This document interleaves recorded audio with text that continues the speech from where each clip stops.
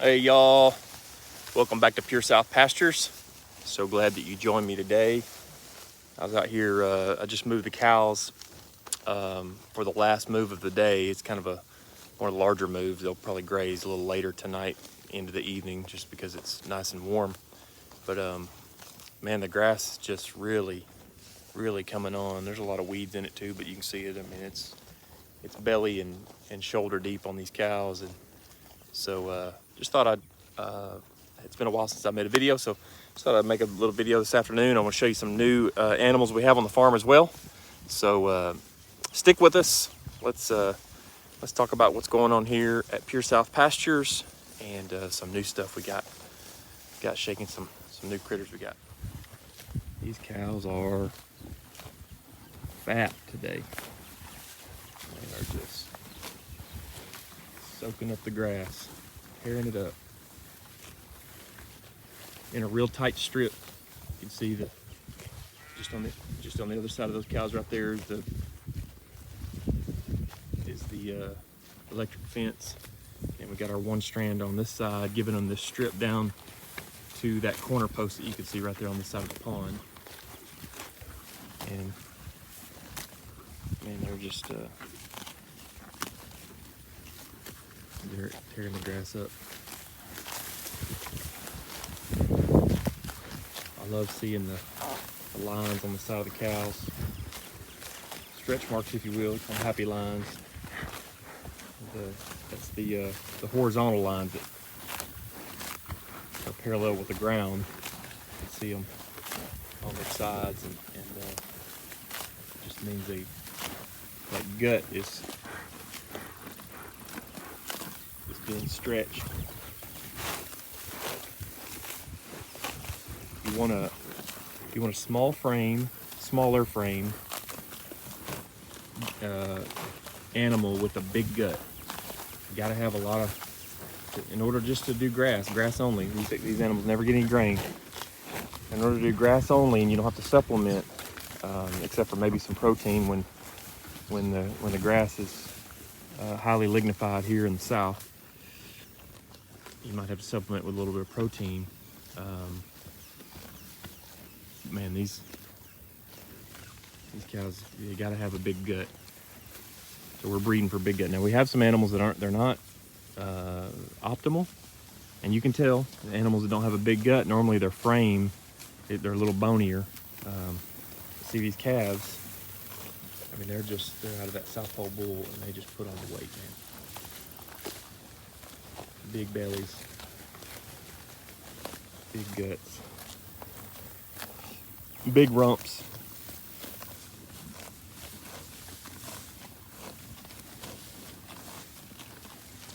Do you love that sound? Just listen to it.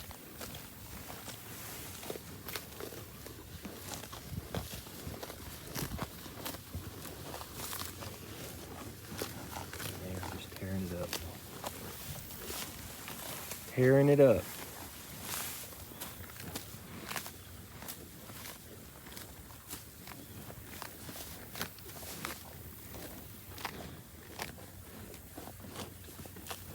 I've got some video of a dung beetle, a roller dung beetle that I'll throw. I'll pause the video here in a minute and put it in because I want you to see that. We have a lot of the smaller dung beetles, but this is a big roller that I found yesterday. And man, the manure has just been torn up by dung beetles. This boy, big toad. Well, the flies are on him pretty bad.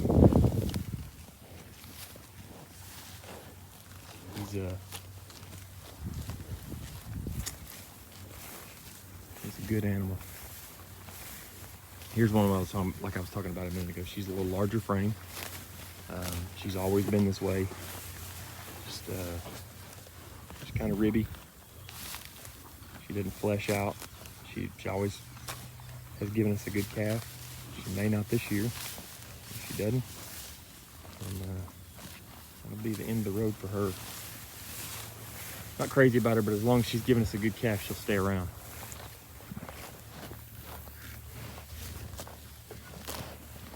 Boy's packing it on.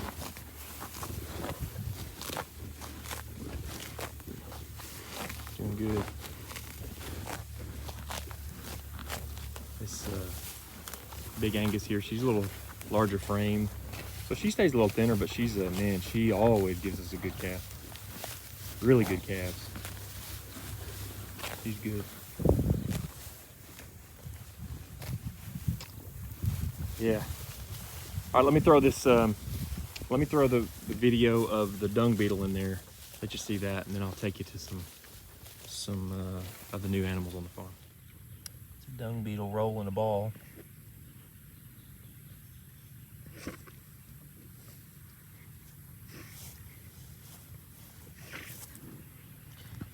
is how they do it.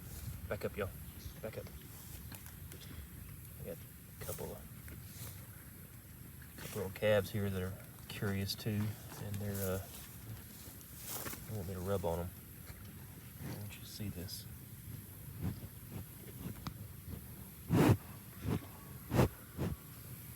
Hey. Hey, back up.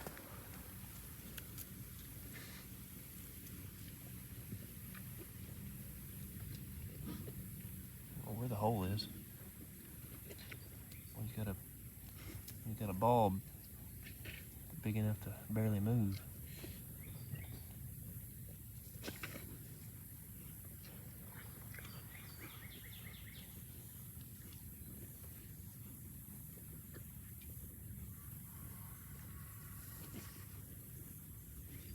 can see where he made it right there. Hey bud, back up.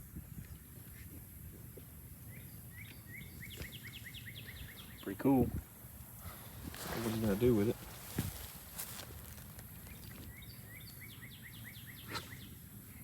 How fascinating.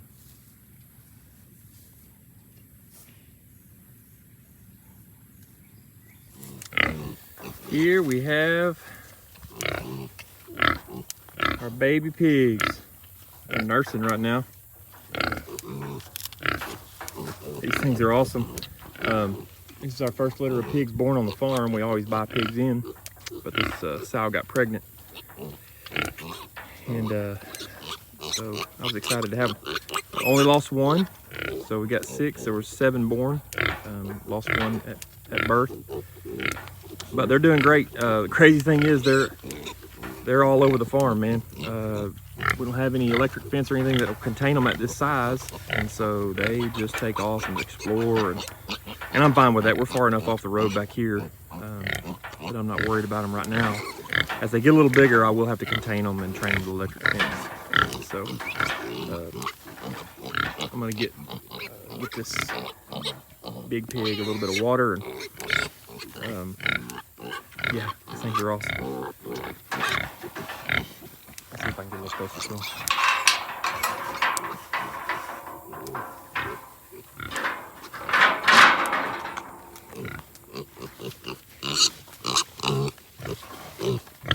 Baby pigs.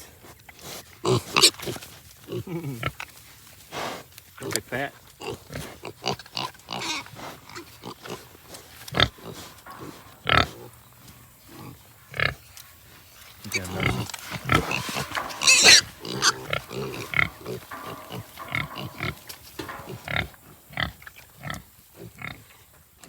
Here's our new pigs. These are some old spots. We got 5 males and one little female. I love these pigs. We actually got these from Ben and Andrea at VW Family Farm. If you don't follow them on YouTube, I encourage you to go check their stuff out. They're here in Central Arkansas, and yeah, they're doing some cool stuff. They actually they breed a ton of pigs. So yeah, these animals are doing awesome. So this is just a pen that we put them in as we bring them here. I'm actually going to put some mulch in here this weekend, and and after they're here for a little while, we get them trained to electric. We'll train them to electric from here, and then we'll get them out on pasture. But this is just kind of where we bring them into in the beginning. They're after loading them in a cage and bringing them in here, they're still a little skittish of me. Seems to be that way as piglets more often too. Let me to get in here with them, but they'll jump in the corner. Watch. Take off into the corner here in a sec. Yeah, these are.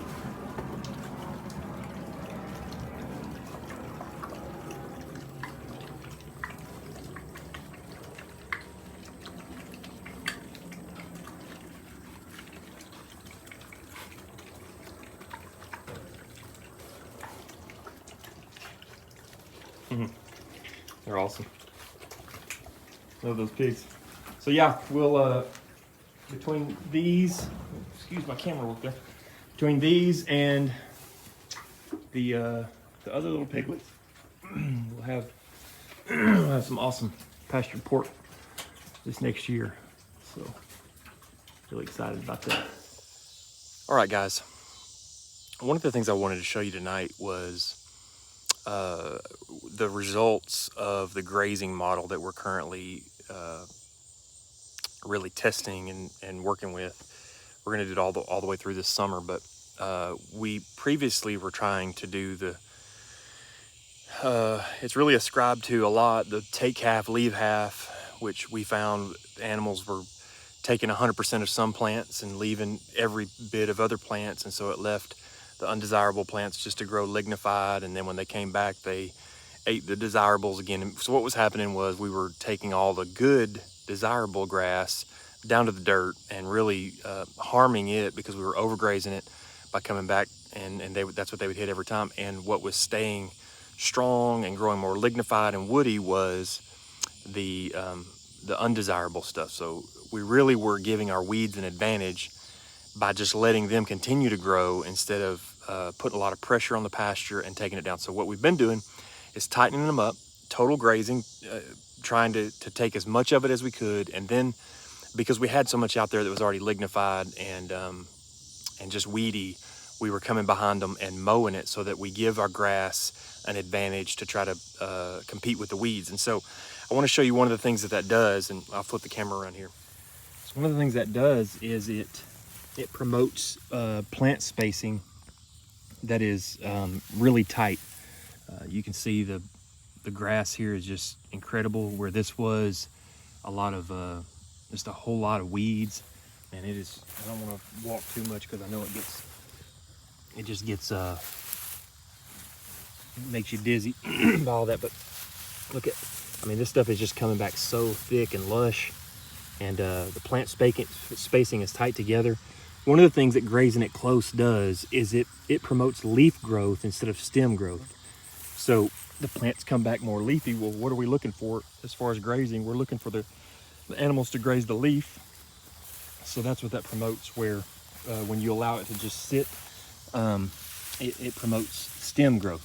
So really just really happy with the results. You can see here all the way down there is where, I mean, we've got a great regrowth already, and this pasture is just looking incredible. We've gone all the way back here just today, in the very back by the wood line back there. I mowed the last paddock that they grazed, and now the cows, where I was just a little while ago, is up there by that barn, and that whole hillside, we'll graze it off this week, and we'll graze it really tight. So half of our farm, probably 3/4 of our farm, or 2/3 of our farm is just resting.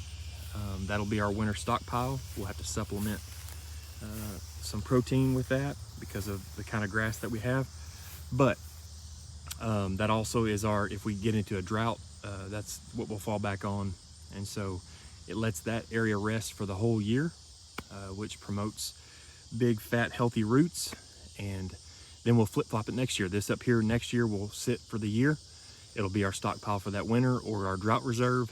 And then we'll, the part that's resting is all, the part of the farm that's all back on the backside back there, we'll be grazing that next year. And that'll be our grazing rotation back there, so that it flip-flops every year, where one half of the farm is resting, one half of the farm is being grazed. And that gives you the whole farm periods of long extended rest. And so yeah, just looking forward to all the results of this. But so far I'm really, really happy with the regrowth. I mean, man, just leafy regrowth. A lot of clover in here in the middle of summer. That's awesome. So it's not gonna be long until we're re-grazing this down here. I'm gonna